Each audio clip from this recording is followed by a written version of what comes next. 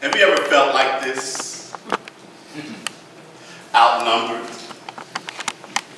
Like the odds were against you, the numbers were against you, that you were all by yourself. And that there were so many others, so many things against you, and you just felt outnumbered. Anybody felt like that, or just me?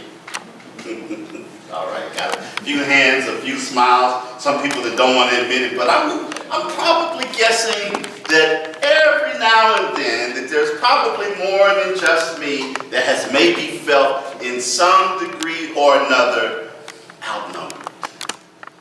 And as I thought about this idea of feeling outnumbered, one of my favorite stories in Scripture deals with one of my favorite figures in Scripture, the prophet Elisha.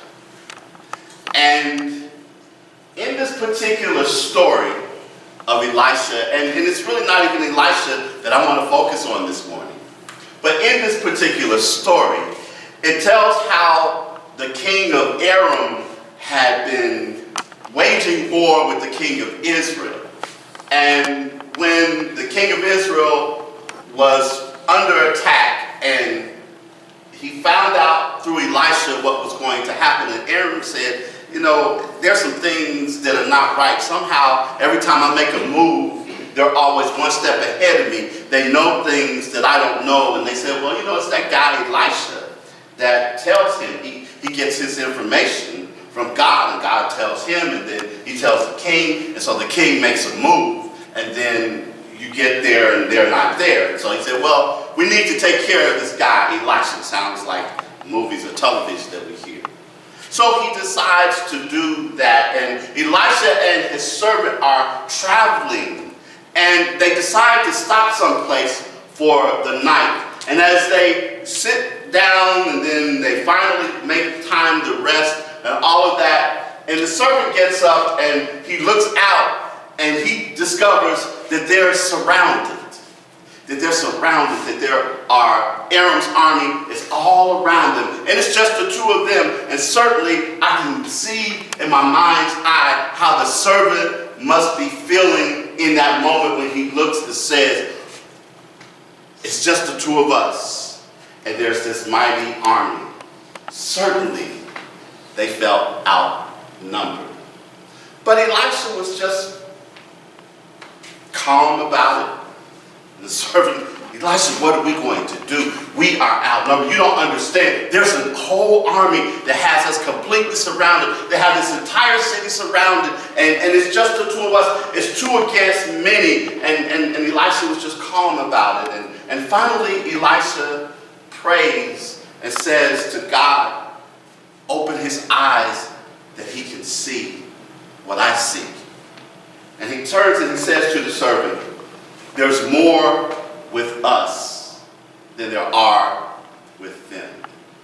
And when the servant's eyes open in that way, and he looks, and there, beyond the city, are all of these armies of angels that are there. And he begins to understand what Elisha says when he says that there's more with us than there are with them. And when they got ready to attack, then they were blinded and they were led into the town.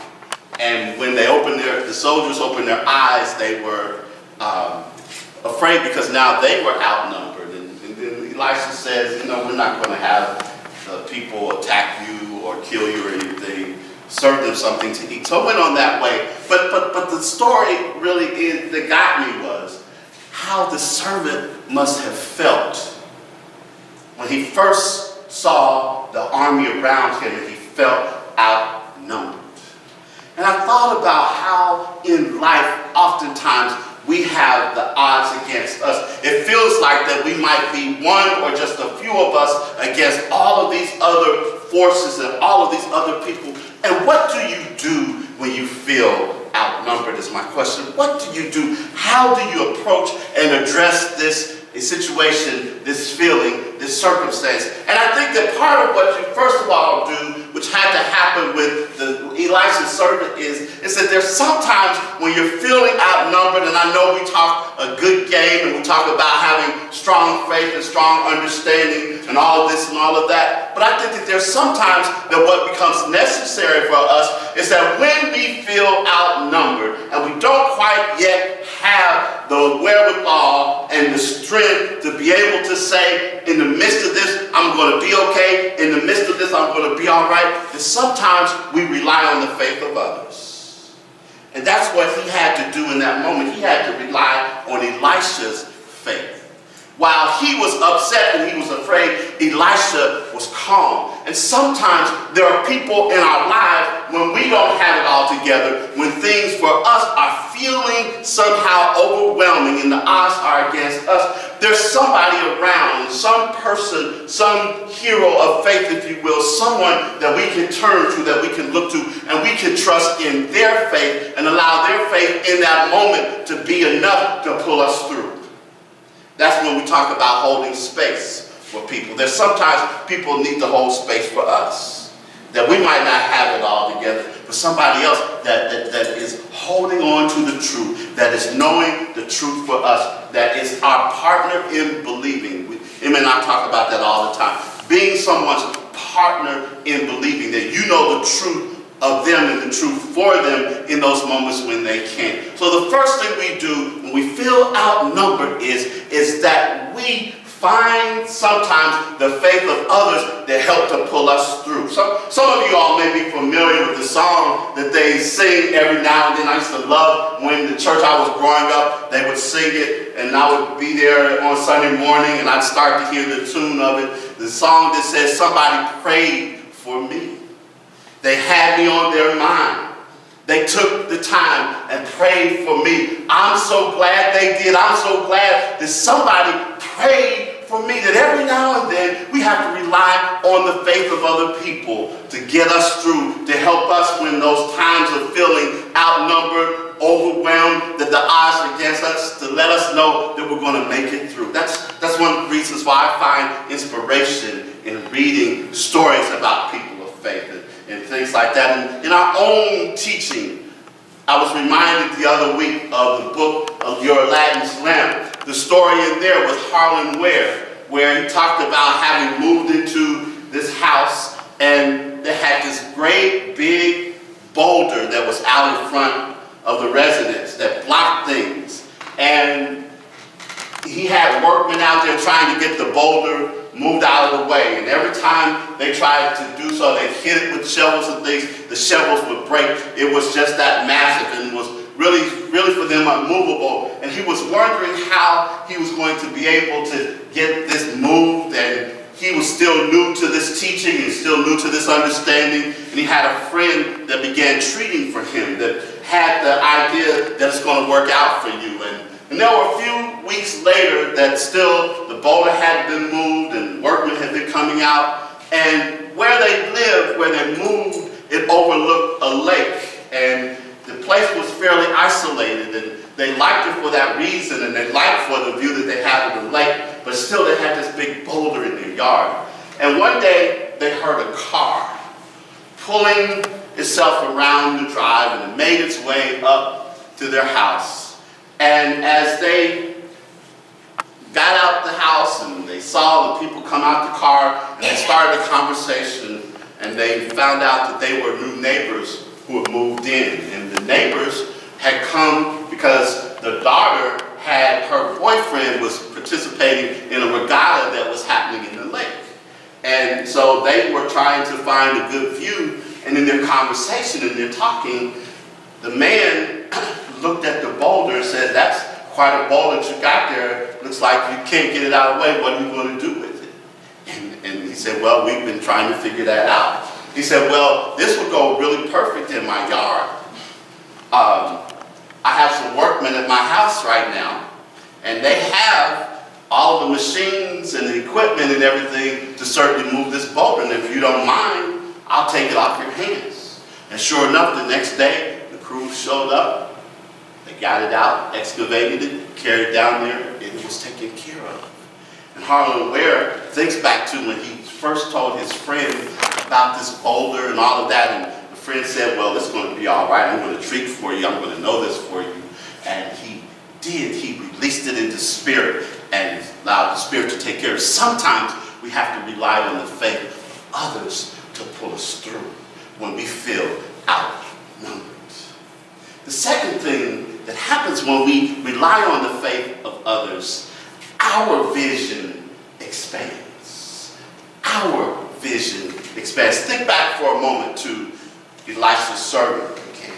When Elisha, in his being strong in his faith and in his understanding and his knowing of how the world of spirit, how the world of the universe works, his understanding of that, and he prayed that his servant's eyes would be open, that when he allowed that to happen, then his vision expanded. His vision got better. He saw then what Elisha was able to see. We live in a world in which so often we think that the only things that have true reality are the things that we can see, touch, smell, taste, and hear. The things that our five senses can somehow take in and comprehend. But in our teaching, New Thought, Ancient Wisdom, it ain't so new anymore, number one. It's already, been around for a long time. But even more than that, ancient wisdom, I love to tag that on because our ancestors, people who have been here long before us, knew beyond the shadow of a doubt that there was more to life, there was more to this existence, there was more to this understanding than what the senses can detect. They knew that there was something more. Civilizations, and we talk about the Australians with their understanding of dream time, or if you go in parts of Africa where people were understanding that they were divinely connected long before anything else came along. They understood that, they knew that, they operated from that. They understood that those people that had moved beyond this physical existence, those people we might call ancestors now, they knew they were involved in their lives and they could call on them for strength. They understood that the world around them had its own force of vibration and all of those things. When you open your eyes to this understanding, you begin to see and to acknowledge and to know that there's more than what things look like. I've shared the story many times before, but it just really resonates with me that when I was on my way once to a conference in Tuskegee, Alabama at Tuskegee Institute, and as I made my way there, and I was driving and I was in my car, and I had all of the music on and everything just bouncing along. I pulled off on one of the roads to get there, and I'm still bouncing along, and something inside of me said, turn the music off. Turn the music off. It said, pull your car over. I pulled my car over. Let down your windows. Let down my windows. And I heard it. I heard it. What did I hear? I heard it. What did I hear? I heard it. What did I hear? In that moment, I heard the grass and the flowers and the trees singing. I know people think, man, it's crazy. But I heard an energy. I heard a singing, if you will, from nature. And I got out my car. I stood there in that moment, and I began to think about that. And I began to think about where it was that I was headed. I was headed to Tuskegee. And Tuskegee, it's no accident that I was having that experience in that place, because y'all know who did a lot of his work at Tuskegee? George Washington Carver. And one of the things that Carver said, I like to believe that nature is God's broadcasting system, that all you have to do is tune in, just listen. I had that experience that day, because when our eyes open and we are able to expand our vision, we become open and available to the things that are happening, to the things that are going on. And then when we are able to do that, we can continue this. We can continue our path and our direction of not feeling outnumbered by doing the work, by doing the spiritual work, through meditating, through present moment living, through being intentional about what it is that we do and what it is that we say. The stuff that I've talked to you all about here. When I say that you pay attention to what you're paying attention to. When we learn how to do that, and when we have that as a part of our motivation for daily living and for daily life, then it puts us in a place where we can be calm. I think about, again, how that man had to have been there watching Elisha, and Elisha was so calm, cool, and collected, and all of that, and he even went to sleep, and the servant was, we got all these people around us, and this man is asleep. And then it made me think about the story of a farmer who was looking for a hired hand. And he interviewed people, he talked to them. They each gave their qualifications and talked about all that. And there was one that just resonated with him. He didn't know why. He was like a lot of the others, had a lot of the same experience. But there was something about this man that made him feel like this is the one. He felt comfortable with him. This is the one. And then the man said something strange to him, because when he said, well, I've interviewed other people and we've done this, and why should I hire you? And the guy said, because I can sleep through a storm. I thought that was kind of odd, but he liked him anyway, so he hired him. A few days later, storm indeed came up. And the farmer was asleep at first, and then he heard the wind start to blow and the rustle in the trees and the noise outside, and he knew that one of the big storms that they had was brewing, and he got concerned, so he got up and he went downstairs, and he knew that sometimes there would be storms and they might last for a while, and they would need a lot of firewood and those kinds of things, and he was wondering where the new hire was and all of that. But when he got there and he looked over at the fireplace, there was a fire that was in there roaring, and there was a bunch of firewood stacked next to it. He said, but where's the new farmhand? And so he got outside and he rushed over to the barn, because certainly you need to make sure that all the animals were in place and everything. When we got there, the barn was secure. He walked in, the animals were in their stables and in places where they needed to be. They were quietly eating their food or resting and all of that. He looked at the other parts of the premises, and everything was secure. Everything was in place. Everything was taken care of. And then when he thought about the man's words to him again, I can sleep through a storm. I can sleep through a storm. And then he understood what the farmhand was talking about. It's that you don't wait until the storm comes to do your work. You don't wait until you are having problems. You don't wait until the issue becomes overwhelming and you feel outnumbered. But long before that, we put in the work that it takes so that when the odds seem to be against you, you have what it takes to be able to sleep through the storm. You have what it takes to be able to stand to whatever the odds may be against you or seemingly be against you, because you understand something. You understand that when you have your faith work to the point in which things are well, you understand that when you are in the place where you begin to know that your vision is expanded, when you are in the place when you've already done the preparation, you've already done the work, you've already done what all it takes and all of that, then you know then true mathematics. The odds might seem against you. You might seem like it's outnumbered. You might seem like you are one against everything else. But then you begin to understand your true nature. That you are God in expression. That God is expressing in, through, and as you. And And God plus you equals a majority every time. It so is.